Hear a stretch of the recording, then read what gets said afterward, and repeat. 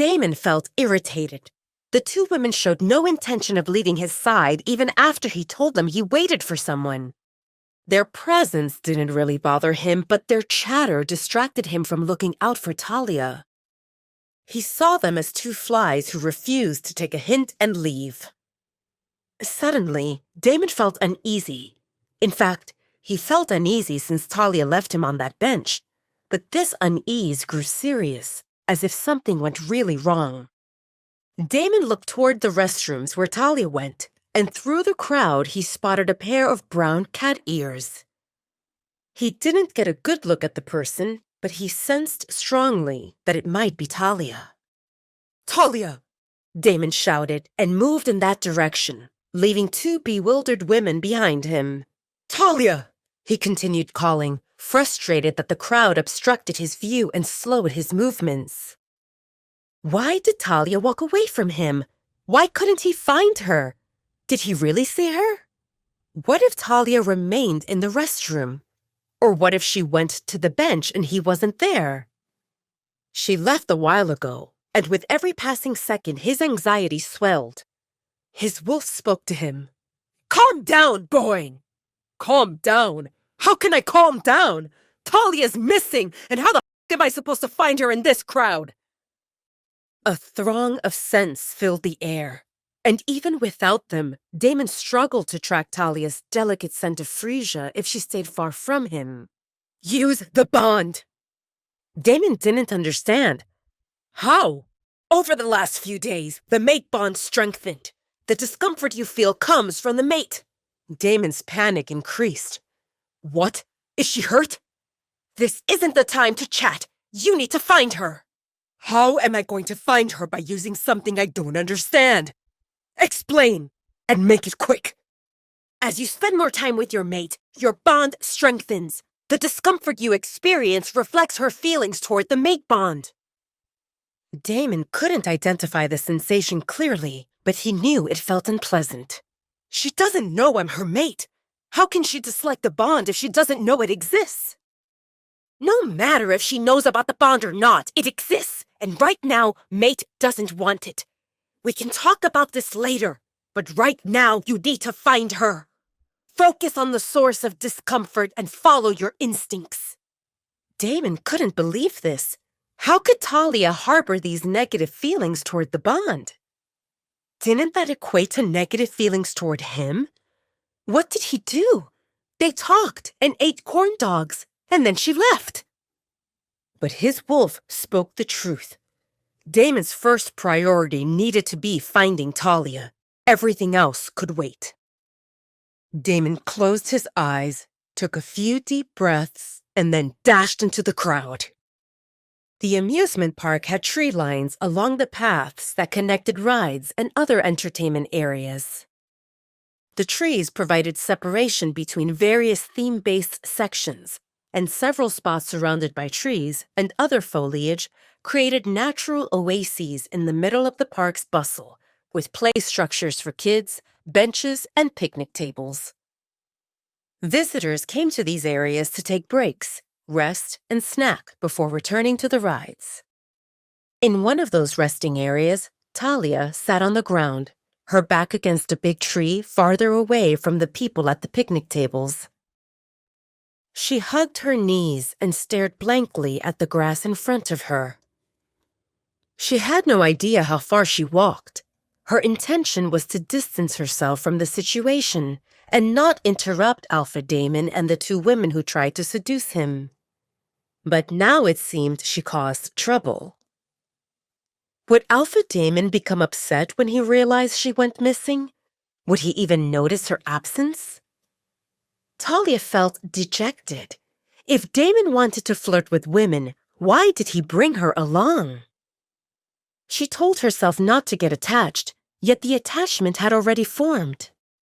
With every minute she spent with Alpha Damon, she grew used to his presence and attention, becoming more dependent on him.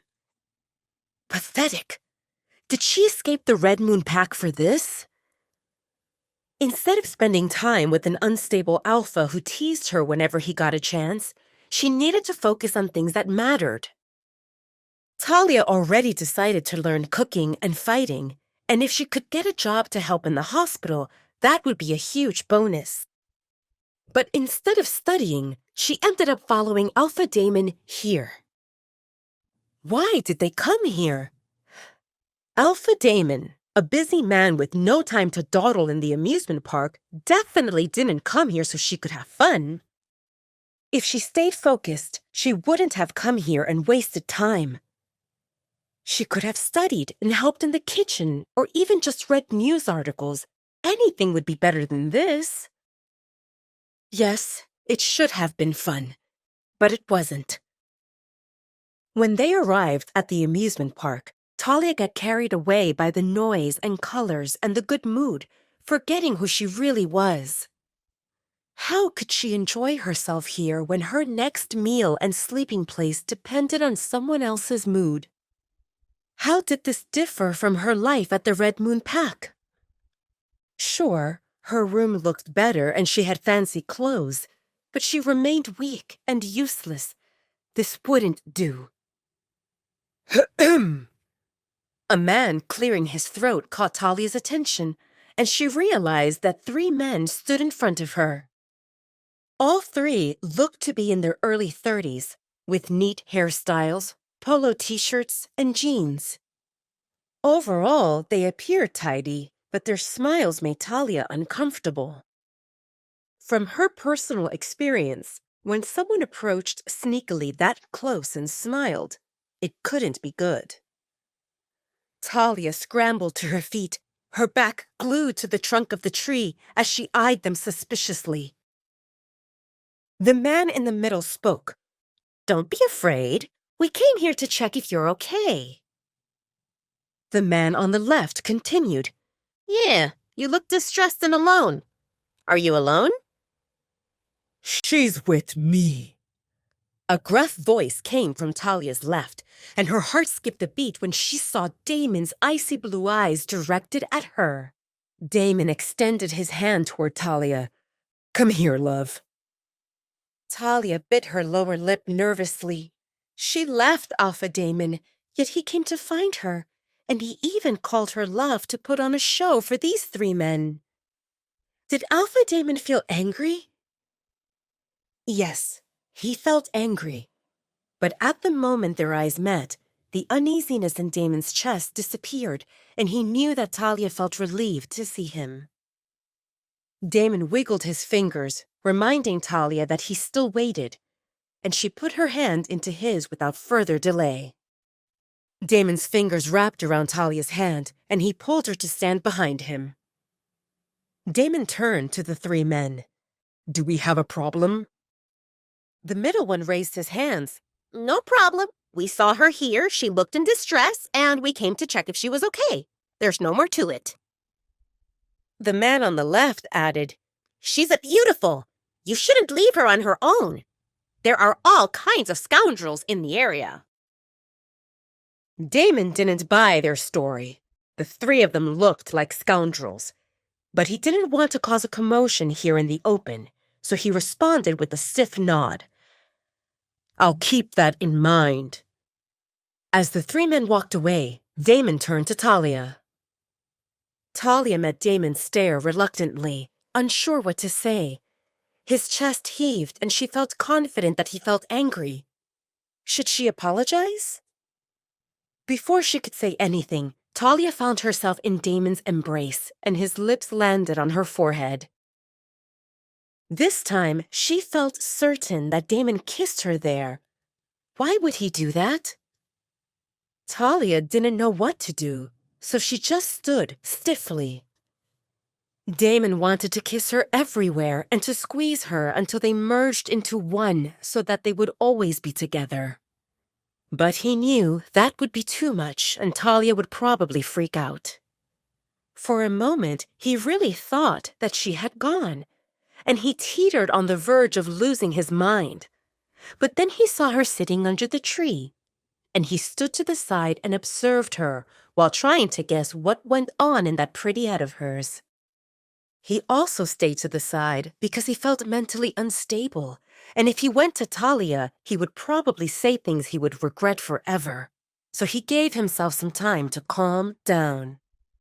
But then those three guys approached Talia, and Damon couldn't just stand by. Damon thought he would explode in anger, but the moment she placed her hand in his, all fury gave way to helplessness at the realization that his other half thought he wasn't good enough. Did those feelings belong to her or to him? Damon couldn't be sure. Why did she run away? Why did she leave him alone? "Don't leave me, Talia," Damon murmured, and her heart cracked under the weight of emotions that washed over her. Wait, that's not the end. You've just had a free taste. Now get the full story on the Pocket FM app, link in description. Check out our next video and playlist, and don't forget to like, share, and subscribe.